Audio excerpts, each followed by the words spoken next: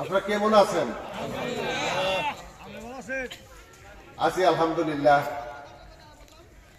কোনাবাড়ি বাইতুল মামুর জামে মসজিদ ও ঈদগাহে মাঠ উন্নয়ন কল্পে 10তম বার্ষিক ওয়াজ ও দোয়া মাহফিল।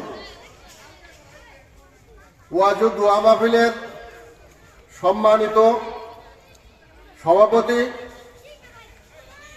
প্রধান বক্তা, দ্বিতীয় বক্তা, উদ্বোধক এবং বিশেষ অতিথিবৃন্দ, উপস্থিত আমার প্রাণপ্রিয় ভাইয়েরা ও পর্দার আড়ালে আমার মা বোনেরা, আমি কোনো আলেম নই, আমি আপনাদের অতি পরিচিত একজন ব্যক্তি। আমি কোনাবাড়িকে নিজের গ্রাম হিসাবেই মনে করি। আমি অল্প একটু সময় নেব। কুল্লু নাফসিন যায়কাতুল মউত, কুল্লু নাফসিন যায়কাতুল মউত। ইসলাম ভবিষ্যৎবাণীকে স্বীকৃতি দেন নাই। ইসলাম ভবিষ্যৎবাণীকে, যে গণনা করে গণক একটা ভবিষ্যৎবাণী করে, এর স্বীকৃতি দেন নাই, এটা হারাম করেছেন। কিন্তু কুল্লু নাফসিন যায়কাতুল মউত, এর ভবিষ্যৎবাণী কিন্তু সকলের জন্য করে গেছেন। আমরা প্রত্যেকেই মরব, জানদার প্রাণী যত আছে আমরা সবাই মরব, এই ভবিষ্যৎবাণী কিন্তু আমরা করতে পারি। কি বলেন?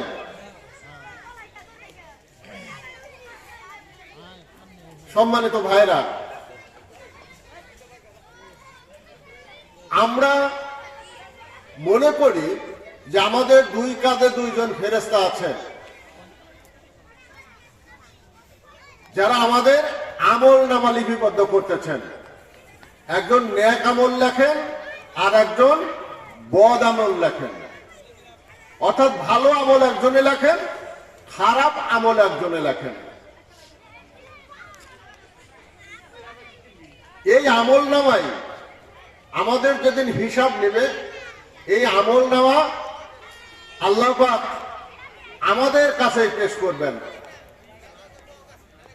একটা জিনিস মনে রাখবেন, এই আমল নামায় শুধু আমাদের হিসাব হবে না, যদি সত্যিকার অর্থে হিসাব নেয়। এই যে আমরা যে জায়গাটায় বসে আছি, এটাকে বলে জালিসুর রহমান বা বেহেশতের বাগান। এই বেহেশতের বাগানে আল্লাহ পাকের অগণিত ফেরেশতা বেহেশতের বাগানকে বেষ্টনী করে রেখেছেন, এবং একজনের কাঁধে একজন ভর করতে করতে করতে করতে আরশ মহল্লা পর্যন্ত চলে গেছেন। আল্লাহ পাক জিজ্ঞেস করতেছেন ফেরেশতাদের, হে ফেরেশতারা, তোমরা এরকম কেন করছো? ফেরেশতারা তখন আল্লাহ পাককে বলতেছেন বা বলবেন, আপনার একদল বান্দা আপনার নামের উপর মশগুল আছে। আল্লাহ পাক বলবেন, ওই বান্দারা কি আমারে দেখেছে? ফেরেশতারা বলবেন, না, দেখে নাই। তাহলে কেন তারা মশগুল আছে? তারা চায় কি? ফেরেশতা বলবেন, তারা চায় আপনার ওই জান্নাত এবং গুনাহ মাফ।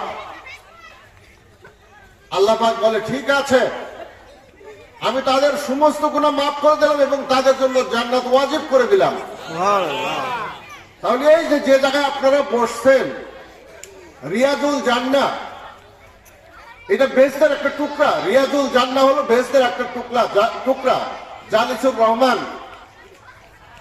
তাহলে এই জায়গায় আমরা যখন এসেছি, আমরা যখন ঢুকেছি, আমাদের যত গুনাহ ছিল, অর্থাৎ বেহেশতে কি গুনাহগার বান্দা যাইতে পারবে না? বেহেশতে গুনাহগার বান্দা যাইতে পারবে না। বেহেশতে যাইতে হলে নেককার বান্দার যাইতে হবে।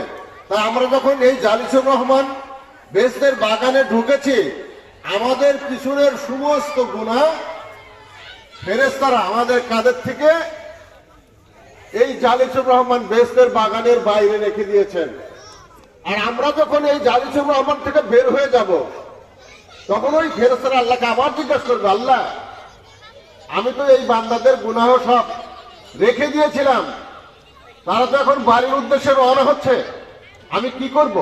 তাদের গুনাহ কি তাদের কাঁধে আবার দিয়ে দিব? আল্লাহ পাক বলবে, না, তাদের সমস্ত গুনাহ আমি মাফ করে দিয়েছি। তাহলে এই বাগানে বসা কি আমাদের জন্য ভালো না খারাপ? এই মাহফিলের উসুলায় যদি আল্লাহ পাক আমাদেরকে মাফ করে দেয়, তাহলে সেটা ভালো না খারাপ? আমরা কোনো অবস্থাতেই আমরা যে আমল করব, সেই আমলের উসুলায় আমরা জান্নাতে যেতে পারবো না, সেই আমল দ্বারা আমরা জান্নাতে যেতে পারবো না। স্বয়ং আল্লাহ নবীকে বলা হয়েছিল যে আপনি তো জান্নাতে, তখন আল্লাহ নবী বলেছে, আল্লাহ পাক যদি আমাকে অনুগ্রহ করে তবে আমি জান্নাতে যেতে পারবো, যদি অনুগ্রহ না করে তাহলে আমি জান্নাতে যেতে পারবো না। তাহলে আল্লাহ পাক যদি আমাদেরকে কোনো না কোনো উসুলের মাধ্যমে যদি আমাদেরকে জান্নাতে নেয়, তবেই আমরা জান্নাতে যেতে পারবো, তা না হলে আমরা জান্নাতে যেতে পারবো না। ইসলামের কয়টি স্তম্ভ আছে জানেন? 5টি স্তম্ভ: কালেমা, নামাজ, রোজা, হজ, যাকাত। প্রথম হলো কালেমা। আমরা যখন কালেমা পাঠ করব, অর্থাৎ মুসলমান হব, তখন আমাদের জন্য কিছু হুকুম এসে যায়। প্রথম হুকুম হচ্ছে নামাজ। আসসালাতু মিফতাহুল জান্নাত, নামাজ হচ্ছে বেহেশতের চাবি। আসসালাতু মিফতাহুল জান্নাত, নামাজ হচ্ছে বেহেশতের চাবি। একজন খ্রিস্টান দাড়ি রাখে, জুব্বা পরে, পাদ্রীরা জুব্বা পরে। একজন হিন্দু দাড়ি রাখে, শিখ দাড়ি রাখে, টুপি পরে। আমরা কিন্তু আমারও দাড়ি রাখে, টুপি পরি, জুব্বা পরি, ওদের সাথে কিন্তু আমরা মিলে যাচ্ছে কালচার, কিন্তু ওদের সাথে আমাদের একটা মাত্র পার্থক্য, সেটা হলো নামাজ। আসসালাতু মিরাজুল মুমিনিন,